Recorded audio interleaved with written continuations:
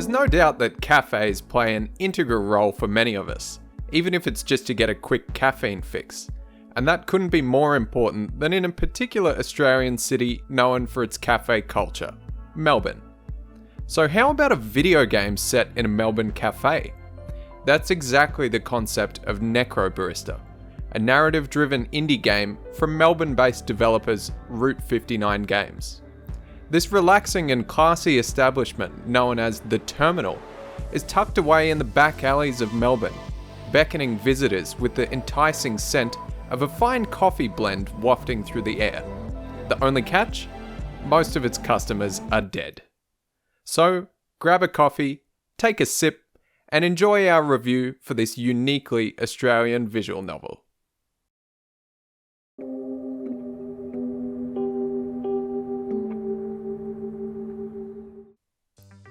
This is no normal cafe, and no normal story either.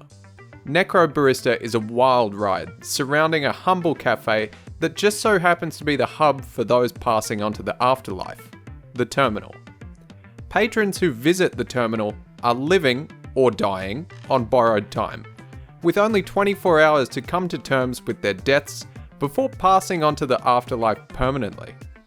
For some, this brief visit to the cafe allows them to accept their fate, but for others, it's a harrowing and emotional experience full of grief and denial. However, Maddie is not all she seems on the surface, as this budding barista just so happens to be a part-time necromancer, making deals with the dead and manipulating the few hours they have left. This proves to be troublesome for the council, who oversee the cafe and ensure patrons are not overstaying their welcome to keep the balance. And the council worker assigned to the Terminal? Well, that would be none other than infamous bushranger Ned Kelly. As the story unravels throughout 10 gripping chapters, players will discover there is far more to the Terminal and its patrons than meets the eye.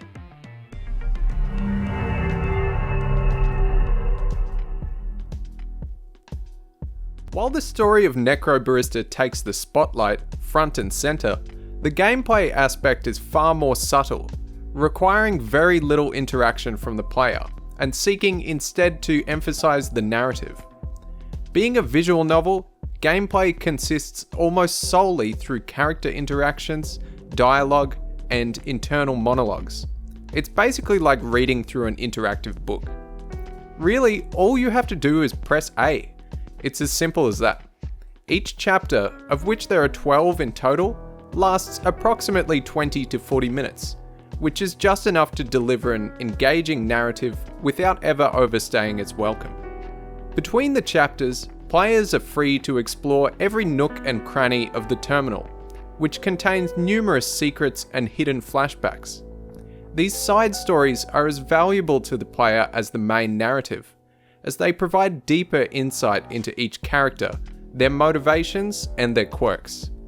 Most are quite light-hearted and comedic, but occasionally the game throws in an emotional interaction and does an incredible job of tugging the heartstrings when it needs to. Where Necrobarista truly shines is through its writing, characters, and dialogue.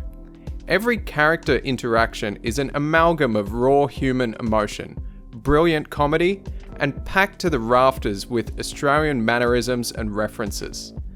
Despite being full of dead people, the Terminal is not all doom and gloom, as most characters won't hesitate to launch into some cheeky banter with each other. There's no doubt that the writing of Necrobarista will be able to make you smile, laugh, and even have you on the verge of tears, all within the span of a single chapter. The best cafes are often stylish and comfortable, with filtered light, welcoming interiors, and plenty of clutter. This is exactly what to expect from Necrobarista, as you journey through the Terminal and into the afterlife. Despite being developed in Australia, the game adopts an anime-like, cel-shaded appearance in its characters and environments, creating a comfy aesthetic to immerse the player. Though it may not be significantly detailed or graphically impressive, the game manages to deliver a visual style that at times is truly gorgeous, particularly through its use of light and dark. Most of the game plays out as a series of still frames, with the camera slowly panning to create a sense of movement in each scene.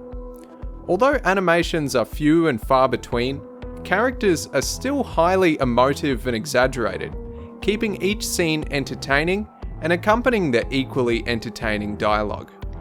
The footage you're watching was taken from the PC version running at 4K. I checked out the Switch conversion, and unfortunately there are some drawbacks to playing on Nintendo's hybrid system. Certain areas run poorly, with significant drops in frame rate, which seem especially jarring when playing through emotive segments. Aside from these occasional scenes, the game looks attractive in both handheld mode and on the big screen. There's one thing you'll immediately notice when booting up Necrobarista. There's no voice dialogue. Well, unless you're playing in Chinese, that is. This initially took some getting used to, having been spoiled by previous visual novels with full voice acting. Though, after a few chapters, I found myself growing used to the lack of voices, as one would reading a regular book, instead hearing the characters' lines as they appeared on the screen. There's a saving grace though, as the lack of dialogue means you get to focus on one of the best aspects of the game, its music. Composed by Kevin Penkin, a rising star among video game musicians responsible for the music to Florence, the soundtrack of Necrobarista is as stylish as its setting.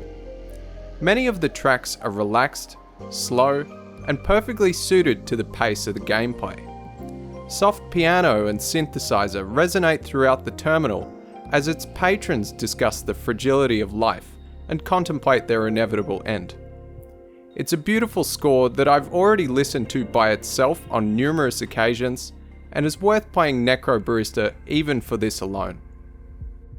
Outside of the main 10 chapters, there are a few added bonuses that are certainly worth your time. As mentioned earlier, there are memories scattered throughout the terminal, each of which unlocks concept art that can be viewed at any time.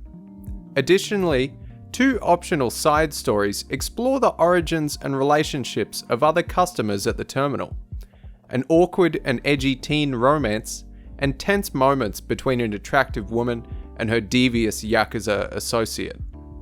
Both of these extra stories should not be skipped, and have vastly different tones from the main narrative. The final bonus is an inclusion of a scene creator, where players can build their own settings and interactions between characters of their choice. If you're looking for the perfect game to play while sitting in your favourite cafe, enjoying that signature blend, look no further. Although its gameplay is minimal, Necrobarista offers up a bold story, served with deep emotions and memorable characters. Alongside an attractive aesthetic and a perfectly matched soundtrack, this proves to be a visual novel that is likely to impress most fans of the genre. Those who enjoy engaging narratives will be left satisfied upon leaving the terminal, especially thanks to the uniquely Australian writing and humour of its patrons. This hidden gem nestled in a Melbourne alleyway will certainly have players dying to come back for another drink.